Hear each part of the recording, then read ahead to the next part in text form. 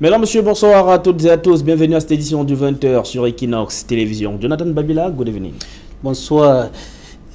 Thanks, ladies and gentlemen, for joining us in this edition of the bilingual weekend, a primetime edition of the news on Equinox Television, live from our headquarters in Cameroon's economic capital, Douala. We begin with our top stories in the southwest region of the country. The city of Buea is gradually losing some of its inhabitants who are quitting the area. The same thing for other parts of the two Anglophone regions of the country as the Anglophone crisis deepens. In the meantime, the mayor of Buea and his collaborators have launched a Bring Back Peace mission in Buea. Échéance électorale à venir, l'Union des populations du Cameroun ratisse large sur le terrain. L'UPC multiplie des rencontres entre les militants et les cadres du parti. C'était le cas il y a quelques heures seulement dans la ville de Yaoundé. Dans cette édition du 20h, vous écouterez également la position de l'Union des populations du Cameroun, la réaction de l'UPC après les propos d'Emmanuel Macron sur la crise dite anglophone. Et puis Coupe du Monde Russie 2018, l'Angleterre poursuit l'aventure. Les Lions se sont qualifiés cet après-midi pour le décarré en s'imposant sur la Suède, et le match en cours en ce moment oppose la Russie qui mène sur la Croatie par 1-0.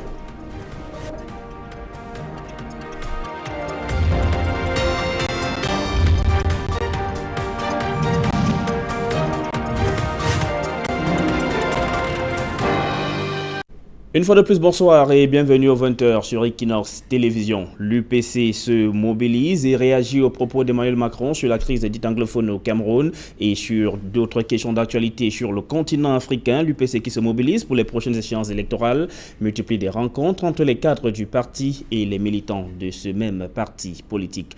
Plus de précisions avec Jean-Guy Zogo. Après quelques remous au sein de son état-major, l'Union des populations du Cameroun, UPC, poursuit son déploiement sur le terrain. La coordination régionale de ce parti pour le centre vient ainsi d'être installée. C'est une option de déconcentration et de décentralisation du mouvement pour que chaque région maintenant nous montre sa capacité militante. Et c'est pour cela que le coordinateur régional doit aller dans tous les départements et dans tous les arrondissements pour installer les structures de base du parti. C'est avec ça qu'on gagne les élections. Le parti du crabe annonce donc davantage de présence sur le terrain dans la région du centre. Il faudrait s'attendre à un réveil du grand UPC que tout le Cameroun attend. Chaque village est au moins un comité de base UPC. Chaque groupement, un comité central. Chaque arrondissement, une section. Ça nous permettra de présenter les listes dans toutes les élections. De plus, après la sortie d'Emmanuel Macron, l'UPC indique que cet appel rejoint l'approche qu'il a de la nécessité de la stabilité politique en Afrique. Le président Macron parle de la stabilité. S'il a prononcé 3 phrases, 2 parlent de la stabilité. Mais en dehors de la stabilité, il a parlé du pluralisme. Le pluralisme, c'est quoi? C'est en réalité un gouvernement d'union nationale. Et dans ce gouvernement d'union nationale, le pluralisme devra compter. Ce qui permet aussi au patron de ce parti d'embrayer sur la polémique relative à la présidentielle de 2018 au Cameroun.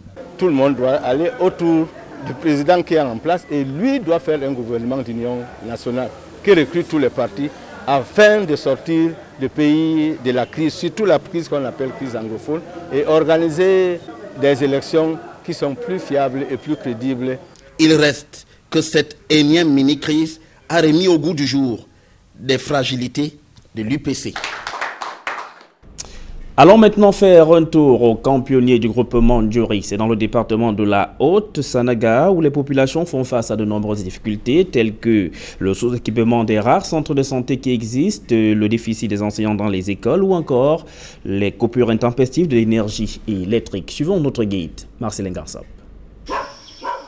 L'image est saisissante, celle de ce local appartenant à un privé et qui sert de salle d'hospitalisation dans un centre de santé de fortune. Nous sommes au village Camp Pionnier, dans le groupement de Ndjoré 2, arrondissement de Mbandjok, dans la Haute-Sanaga, région du centre. Un village comme celui-ci, qui possède plus de 5000 âmes. Il nous manque une carte de santé, parce que nous vivons à l'état sauvage. Parce que quand il y a des fois, tu es en brousse, tu te blesses, tu rentres, bon, on ne peut même pas bien structurer la blessure parce qu'il n'y a pas ces moyens-là, il n'y a pas de produits.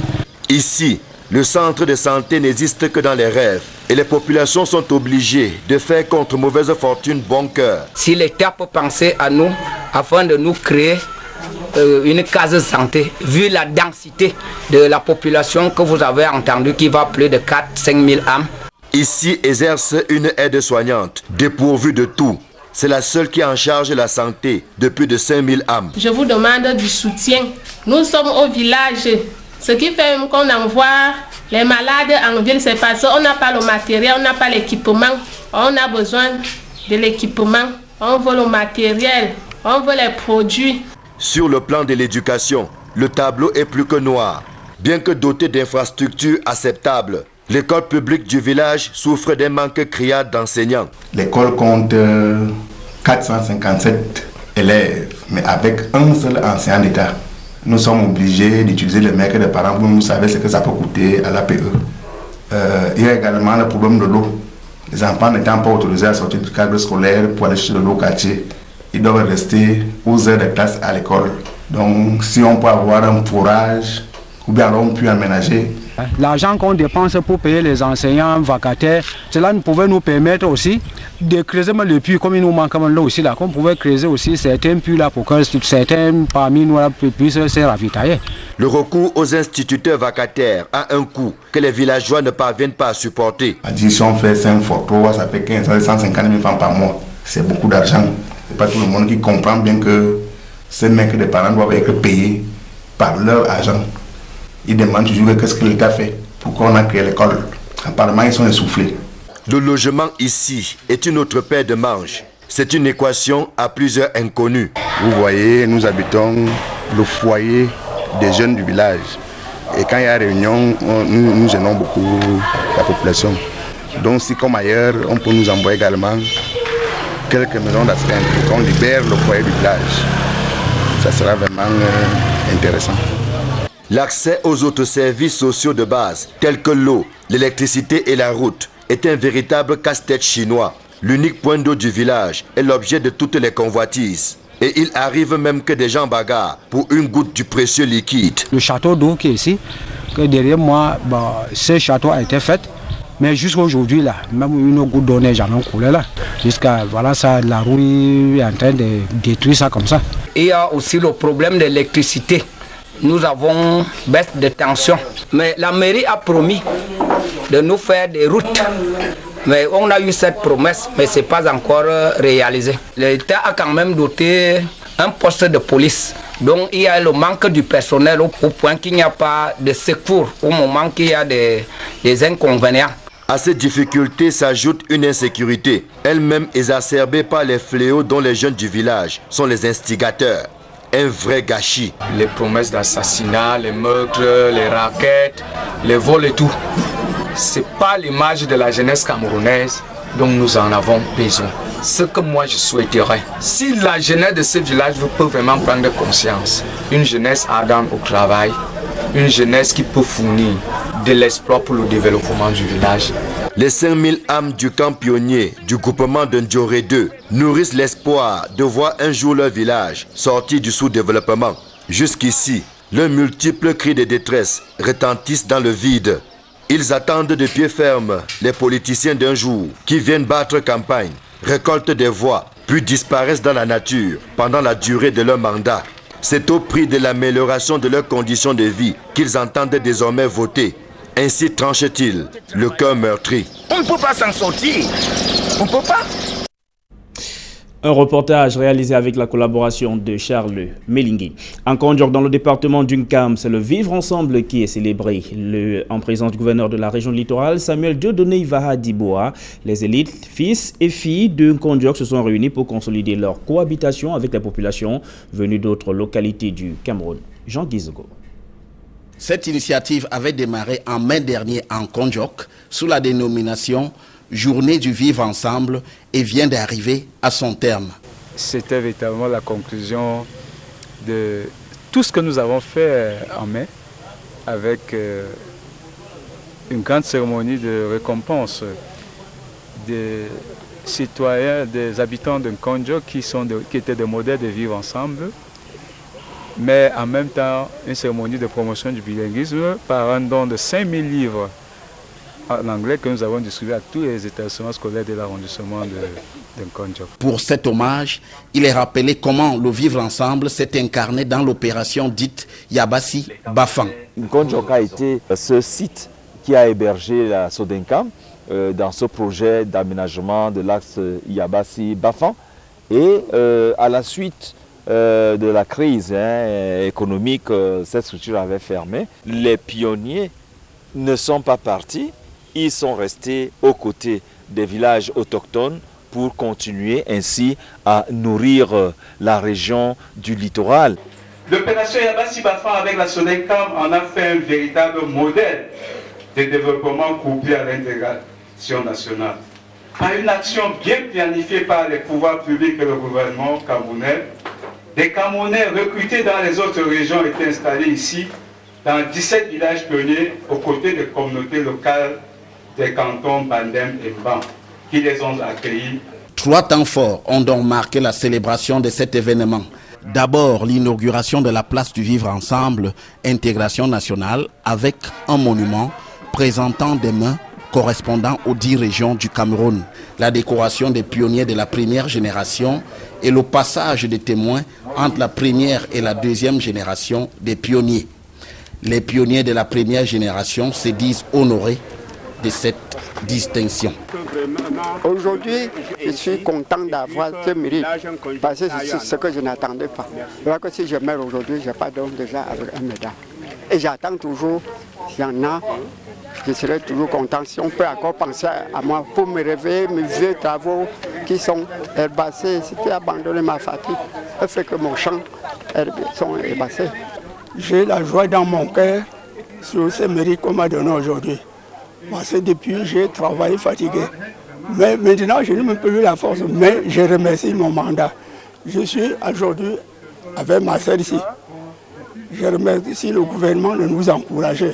L'initiateur de l'événement, l'honorable Gaston Combat, relève pour sa part l'idée de la promotion du vivre ensemble qui la sous-tend à travers notamment la remise des livres en langue anglaise à tous les établissements de cette région. Un message qui résonne fort en pleine crise anglophone au Cameroun. L'agriculture peut-elle se positionner comme l'un des meilleurs moyens de lutte contre le chômage au Cameroun? Des opportunités abondent dans ce secteur d'activité pourtant négligé par de nombreux jeunes Camerounais. Dallas Bartel-Chana, Jean-Paul Chuniat. Présenté comme solution durable au chômage d'une jeunesse camerounaise sans emploi, le travail de la terre est loin d'être une tâche facile. Malgré bonne volonté et abnégation, le cultivateur fait face à de nombreuses difficultés, entre autres le défaut de ressources conséquentes pour l'acquisition des intrants et machines agricoles. Vous êtes obligé de lutter contre tout insecte dangereux en champ. Vous êtes obligé d'abandonner même certaines urgences pour aller suivre votre culture. Parfois vous attendez la pluie, il n'y en a pas. Vous voulez irriguer le ruisseau qui est en bas ne peut même pas produire 1000 litres d'eau en 5 minutes. Donc les difficultés en agriculture camerounaise sont vraiment énormes. Même les différents programmes publics d'appui aux producteurs n'osent résorber les soucis des jeunes ayant l'agriculture en projet. Le nombre de bénéficiaires des projets programmes est toujours très faible par rapport à la demande. Il y a une dynamique d'accompagnement des producteurs vers des structures de microfinance qui accordent des facilités aux producteurs pour pouvoir démarrer l'activité. Disponibilité des engrais chimiques, machines, expertise agronomique ou même fertilité des sols à elles seules sont bien insuffisantes pour assurer une production massive. Quand vous voulez importer 1 kg de semences, vous êtes obligé de payer 300 000. Vous voulez importer 1 tonne de semences, vous êtes obligé de payer 300 000. C'est ça qui est encore un véritable problème sur l'importation des semences au Cameroun. Caprice du climat et protection de l'environnement sont désormais 2 variantes capitales dans toute activité agricole. Vous voyez l'avancée des déserts. Lorsque nous abattons tous les arbres, lorsqu'on n'entretient pas bien nos sols, et on est en train de sécher le cours d'eau, on n'a pas de l'argent à nos jours pour faire l'irrigation goutte à goutte. Nous sommes obligés de pomper des milliers de litres d'eau par le motopompe pour irriguer un champ. Donc l'environnement est très important. Au-delà des facteurs non contrôlables, relèvent les experts, l'agriculture camerounaise a encore besoin d'importantes ressources financières et du savoir-faire technique pour se développer et créer des richesses, source de plein emploi jeune. Là est tout le challenge à relever pour rivaliser avec l'agriculture intensive et extensive des pays développés, conclut des... Et dans le match qui est en cours entre la Russie et la Croatie, on apprend à l'instant l'égalisation de la Croatie. C'est ce que nous mettons un terme à la première partie de ce journal. Retrouvons tout de suite Jonathan Babila pour la partie en langue anglaise. Thank you, Sylvester Polizangao. Thanks, ladies and gentlemen, for staying with us into the second segment of this newscast. All eyes will be focusing on the Southwest Regional Capital, Buea, next Monday to see what is going to happen after the mayor of that municipality, Ekema Patrick Esonge, said there will be no more Operation Ghost Town in his area of command, even though inhabitants have said disrespecting Operation Ghost Town instituted by the separatists is attracting their vote and the damaging effects of not respecting Operation Ghost Town. Derek Jato covered a press conference at the Buea Municipal Council, which brought together inhabitants of that municipality and municipal authorities to find a way how to kill Operation Ghost Town in Buea. Derek Jato. Today, many are running out of mile 16 and out of Buea.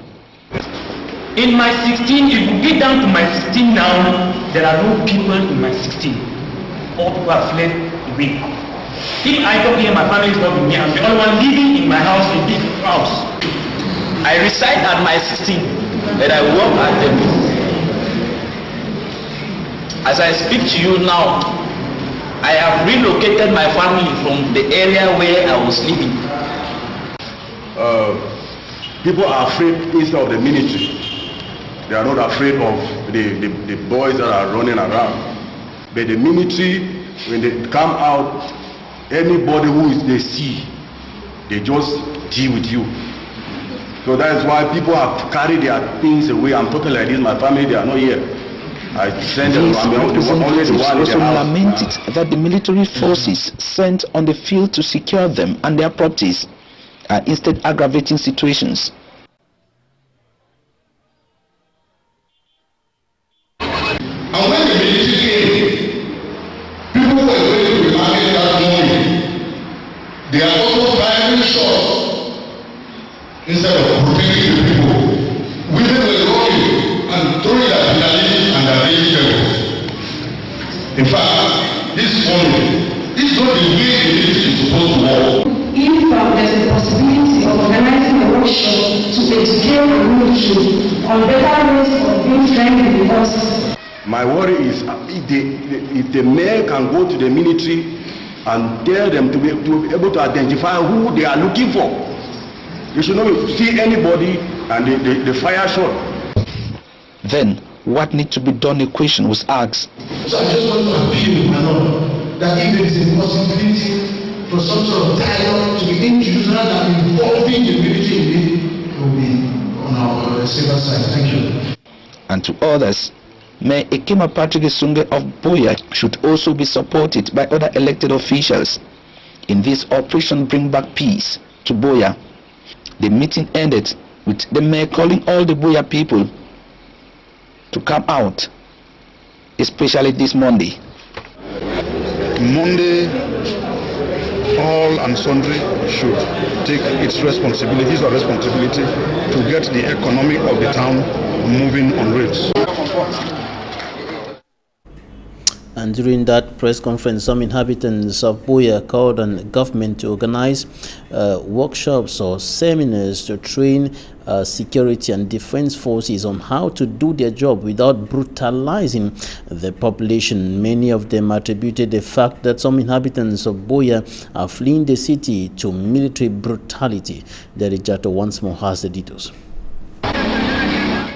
Buea, the Southwest Regional Capital, has witnessed some major unpleasant moments recently, and Mayor Ekema Patrick Esonge of the Buea Council says he has been recording the development in his municipality, reason why at this press conference convened here at the Buea Council chamber, which is being attended by a syndicate of interurban transporters, taxi drivers, bike riders, and traders. Mayor Ekema Patrick Isunge gave a summary of the happenings in his municipality, which many say is changing the face of Buea, and what needs to be done to stop such incidents from repeating itself in Buea is the reason for this exchange. It is therefore very important that we invite you here to have an exchange on what worries you may have in your various areas of operation, and of course we shall give you answers to the questions you are going to pose to us.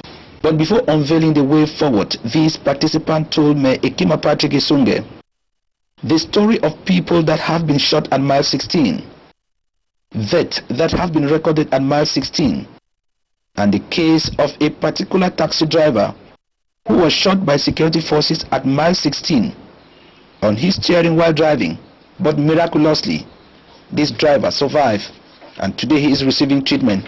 Victims also told the mayor the consequences of failing to respect the instructions of the Ambazonian Defense Forces. And I was tortured very well just because on Monday bikes were not circulating and my men was on the field. These guys, they came to my house and tell me, on Monday, this taxi, leave this door, they will come and burn the lift plus you into your house. I am a bike rider and I have had threats too. The bike that I'm having my source of income. What becomes of me when it is being burned down?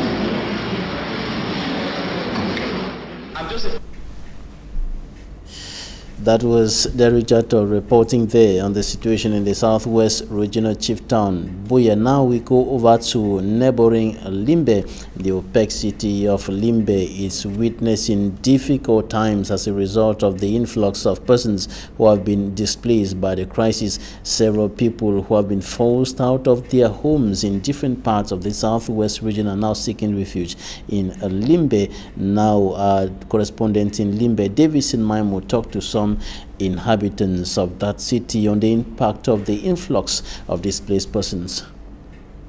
As the Anglophone crisis continues to persist, with more towns and villages witnessing gunshot, burning and destruction of houses and properties, the city of Limbe remained the only major city west of the Mongo to witness the recent gunshot, burning and destruction of houses and properties, thereby serving as a safe haven for internally displaced persons, IDPs.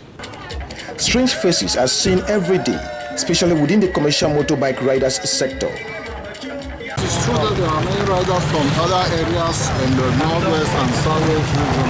The town don't be full with riders. The way they come up for different areas, they come here because of the crisis we're there for Cameroon.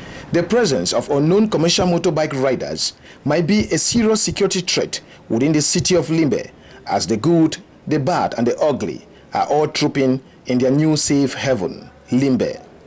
Now they don't come to just confuse two for town. Go there, no place to there. Side 200 now 100. We pay the pay now 100. The people proud say you know one time elephant. After you deny that, then the car after they know pay your car and go. The crisis business persons in the Limbe New Market say has a negative effect in their business. Yes, so I would pray say at least make something try do something so I may try do better. Because about with the over suffer, with the suffer over. Small times so school can't open. And only through the market are picking the fee go school. So if you're not even making them picking no fee go school. So market where they sell and customer they need the fair camp for can buy them. So market really strong. Since as this strike will not see any work on one side. Plus that you rush today. Even market we may go customer can buy one place no problem. The business really move.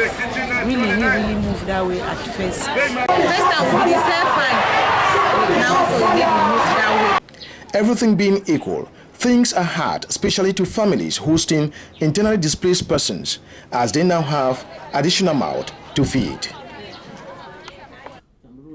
African nations are stepping up efforts to boost their capacity on the fight against improvised explosive devices being used by terrorists. Some 231 soldiers, young soldiers from 3 African nations, Cameroon, Gabon and Congo, just rounded up a training session at the Military Engineering Unit base here in the economic capital, Douala, on improvised explosive devices. Details in this report. De la 36e et 37e promotion de l'ENIA. These young soldiers of the 36th and 37th batch of the Yaoundé Military School have been equipped with greater knowledge and technical know-how to fight against improvised explosive devices being used by terrorists in the far north region of Cameroon, other parts of the African continent and the world. The close to 300 soldiers from Cameroon, Congo and Gabon just ended an upgrading training course at the Military Engineering Unit base in Douala, Cameroon. When they came, we considered that in high academy, military academy school, they had already some knowledge about, and therefore we added what we were to add about improvised explosive device. Training is, let me say, the highest we train here in this center, because it's the level concerning officers. They were trained by experts for 3 weeks. Stay here at the Génie Militaire Douala brought to us knowledge and capacities to face the new threats.